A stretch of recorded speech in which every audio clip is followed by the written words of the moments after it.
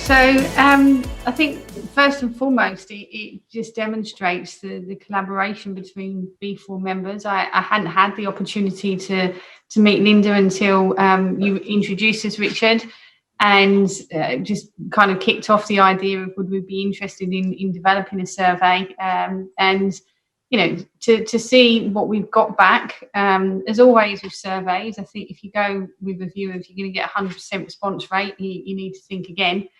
You know, the response rate isn't the highest that we would have hoped, and I think we need to put some action in place coming out of this first survey to encourage more momentum in a perhaps follow-up survey that we can look at, you know, in a future times, but at least to give us a starting point of, you know, where do we feel the priorities are that we need to focus on from businesses across, you know, the B4 community. Where do we feel that there needs to be a focus and an increase of capability for businesses? And just listening to Linda and the panel with her just now, you know, a lot of that shines through with the responses that we've got back. I'm sure Linda would agree with that. So it's been brilliant to see the responses come back in from the survey and just, I think, emphasise to us the areas that we can start to focus on, and picking up on what I was talking about earlier with, you know, the small steps that we can take, or go as far as to what was said just now, you know, even looking to create a specific ED&I strategy. You know, there's a lot of opportunity, and I think a lot of nuggets that we can take away from the survey, which I think Linda and I are going to touch on briefly just now. Are we good with the slides, Linda? Yeah, I sent the survey out. It had about 20 questions around different subject areas, and these questions that they have on this slide all had 100% response, in so much that these are what 100% of people felt were important to support organisations to be able to promote CI within their organisation.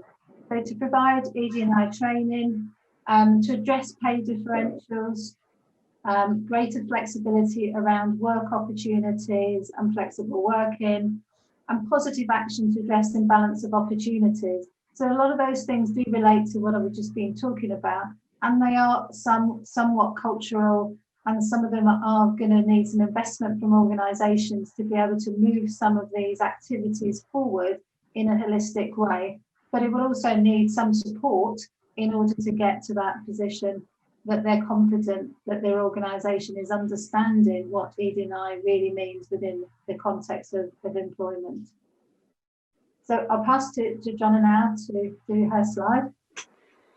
So we got all fancy with this slide, didn't we, Linda? And we've done a word art just to encapsulate all of the key kind of areas of focus and identify the opportunities to strengthen capability across organisations. So you can see there the areas of focus that received 100% out of all participants of where they felt we needed to focus from a business perspective. And I think, as Linda said just now, it's the, you know, equipping managers, the training that needs to be put in place, raising awareness across organisations. And also, you know, focusing on that employee engagement aspect. You know, so if whatever that vision may well be. So as I said earlier, you know, whether it's a full-on strategy that organisations are able to develop, or even just, you know, small steps for now and moving in the right direction, how are we ensuring that we're going to get that employee engagement, and how people can participate, how they can give the feedback, so everyone, you know, all feel included.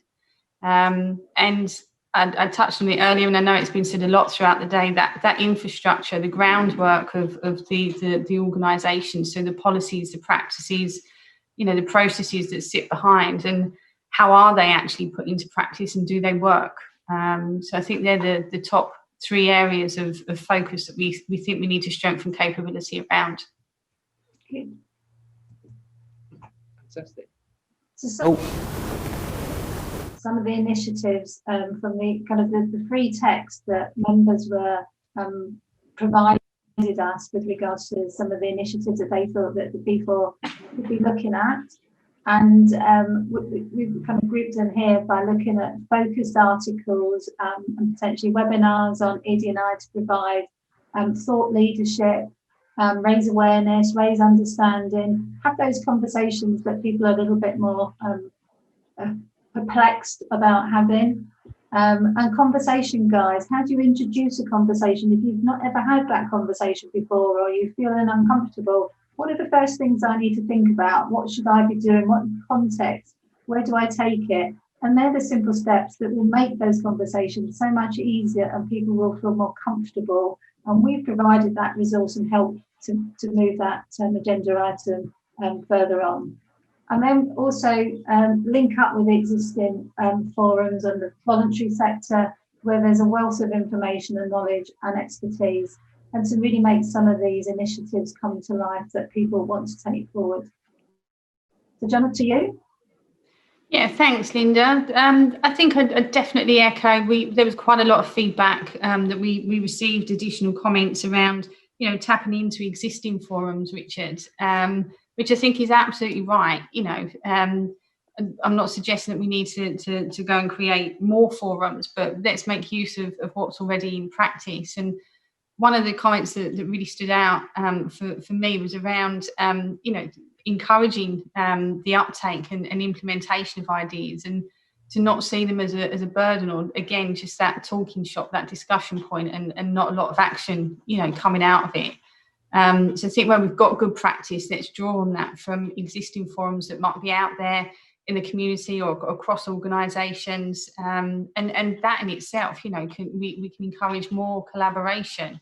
I think it's like I said earlier, it's thoroughly been enjoyable working with Linda on this opportunity, and welcome doing that again. And I think that's the final bit that I just wanted to touch on around, the next step. So what? And I said it in my talk earlier. I heard the panel sat with Linda earlier around, asking why. And then I think that next, step needs to be, so what? What is it we're going to do? And, stop with so much talking and a bit more action. So more than happy, Richard, to make commitments now if I'm doing a further pledge of what we're going to do next. But I think that's what we really want to see coming out of this event. What are we going to start showing and demonstrating to help organisations put things into practice?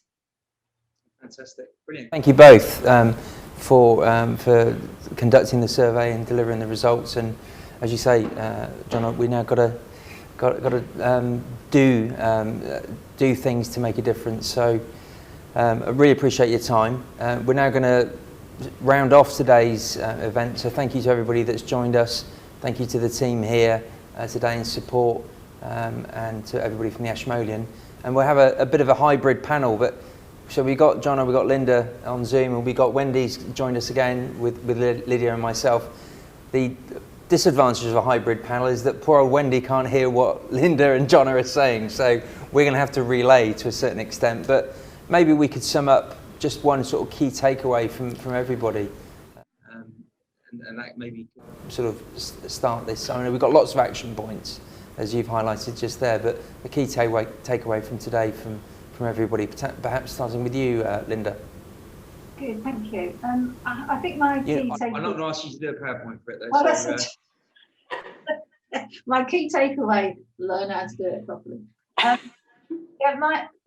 For me, I think there is, and I didn't touch on it in my presentation, but I think there is a real thing about HR being as diverse and open-minded and supportive of organisations, and it is a little bit of a white female organisation. So I think there's a real test to test our own speeches and what we're saying in a diverse way. So I looked at the words incredibly hard to make sure that I felt I was getting it right, and I wanted to be authentic. So that's my takeaway.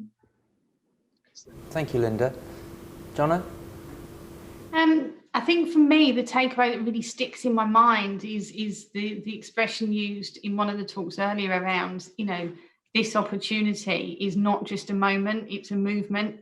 And you really can feel that. And I'm a massive fan. I love the work of B4. I think you do incredible stuff. But this event just really feels different, Richard. It's got so much traction coming out of it, and so much determination. If you can really feel that today. So I think, the takeaway for me is this is a movement and not just a moment.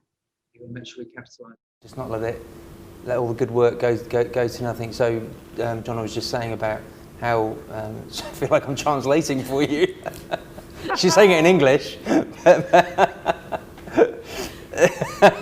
Basically, to ensure that everything that is being talked about today does actually translate to action, and feels that this event is particularly different to other events in the past. So hopefully we can capitalise on that. So Lydia, before I hand over to Wendy. I think my key takeaway is empathy, which I think I mentioned earlier. It's about being able to just take yourself out of your own situation and try and empathise with others. And so you heard a lot of experiences during today, and I think it's that empathy of actually listening and just being able to understand someone's experience as well as taking action. But I think it all starts with empathy and everybody just being willing to empathise. So yeah. Excellent, thank you. And Wendy? So not being disadvantaged at all by the fact that I hadn't heard the previous two, so forgive me if I've gone over any similar ground, but I think from my perspective, again, it's not dissimilar to what Lydia has to say. It's about listening, it's about being accessible, it's about welcoming the challenges and having the difficult conversations. And for us, very much so, we talked about Ashmolean for All, we actually actively welcome people to come in and say, we don't think you've portrayed that in a particular way. Our perception of that's not quite right. We're willing to rewrite some of the work that we do around the objects that we have in order to really truly represent what they should be representing across culture and across time. And I think that's when it comes down to listen, understand what people want, and then do it. We'll do everything we can in B4 with the help of yourselves, Linda and Jonna, and the rest of the B4. Yeah, Lonna. Rest of the B4 community. But thank you, Lydia, for supporting today. Brilliant, and getting so many fantastic guests from all around the world. Yeah. So wonderful. Thank you to Amanda for stepping in an impromptu session, to the team from Studio 8 and from Static Airways, and for my team here and remotely for their support, to all of our guests today, but most of all obviously to Wendy, to Paul, Bettina for hosting us. I think we're going to exit with your welcome video again, but last word over to you, Wendy. It's been an absolute pleasure, and we really look forward to welcoming everyone back. That's everyone to the Free Museum from next week. Excellent. Come in, make use of it. It's accessible, it's here, and we'd love to see everyone. Brilliant. Thanks Thank you very much.